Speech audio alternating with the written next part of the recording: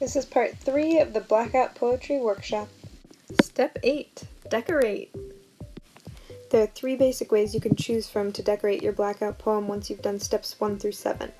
The first is just adding paint. The second is to draw some kind of patterns or designs that fit with your poem, and the third is to draw a picture or illustration that fits with your poem, and then both 2 and 3 you would paint. These options should allow you to make the project look as simple or as complex as you want. Just make sure whichever option you choose, you take the time to make it neat. I am looking for good craftsmanship on this project.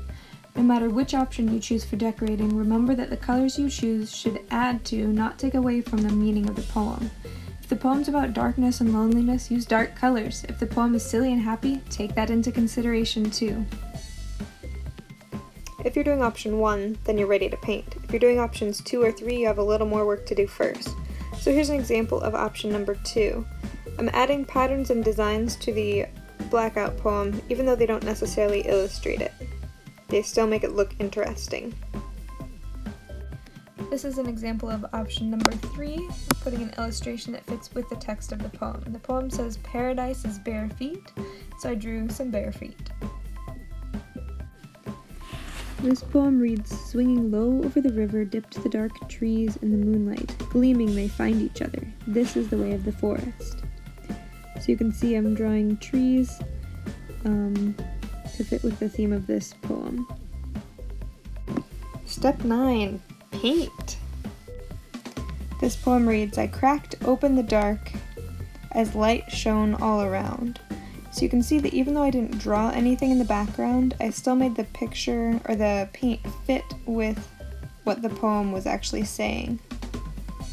Here's another example of using the wet on wet technique, so the wet paint on the wet paper, to create those colors blurring together. It's important to use things close to each other on the color wheel. Here's an example again of painting one using a pattern or design in the background. Take your time and paint neatly.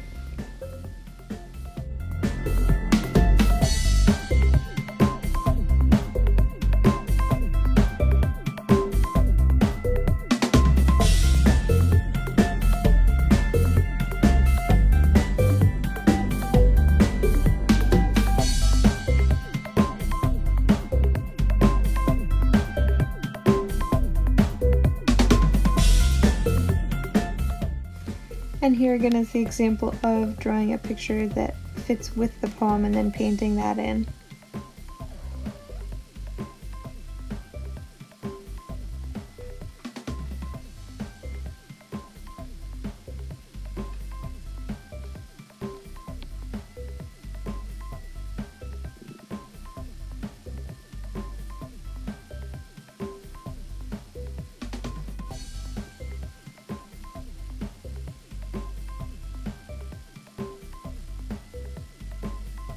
This one I used a lot of water and very, very little paint in order to get a very, very light sky blue color for my background.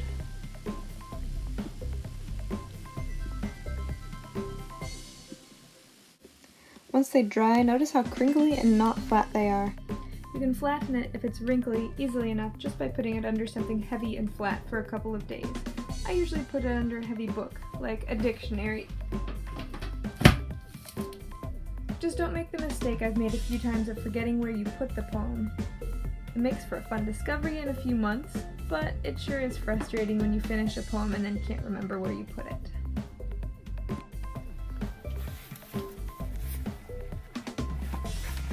Hey, did you see where I put my Blackout poem?